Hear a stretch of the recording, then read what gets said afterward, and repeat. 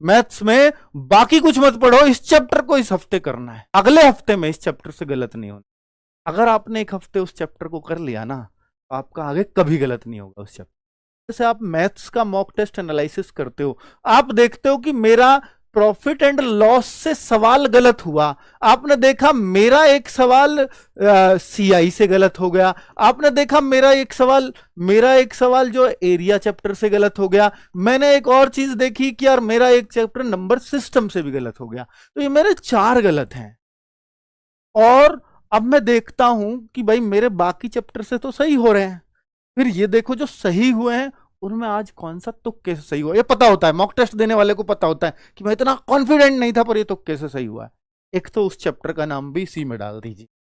और जो चैप्टर इनमें आपको लगता है कि सर सबसे आसान मुझे इनमें से ये लगता है, तो ऐसा आपको जरूर मिलेगा, यार प्रॉफिट लॉस तो मेरा बहुत अच्छा था, इससे सवाल कैसे गलत हो गया,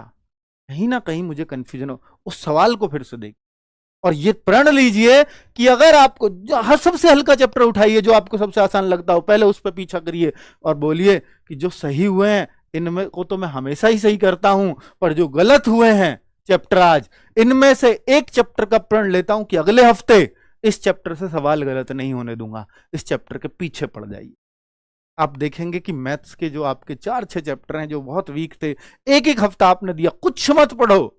भाई, मैं कह रहा हूं मैथ्स में बात कर रहा हूं, मैथ्स में बाकी कुछ मत पढ़ो, इस चैप्टर को इस हफ्ते करना है, और अगले अगले हफ्ते में इस चैप्टर से गलत नहीं होना। अगर आपने एक हफ्ते उस चैप्टर को कर लिया ना, तो आपका आगे कभी गलत नहीं होगा उस चैप्टर, वो आपका फेवरेट बन जाए। और आप देखेंगे कि ये जो 4 मुझे मुश्किल चैप्टर लगते थे, इनमें से एक को मैं खत्म कर चुका हूं, 3 बचे हैं। अब इस 3 में से एक को अगले हफ्ते का लक्ष्य रख दीजिए, सेम रीजनिंग में करिए, मैथ्स रीजनिंग को ऐसे पढ़ना है।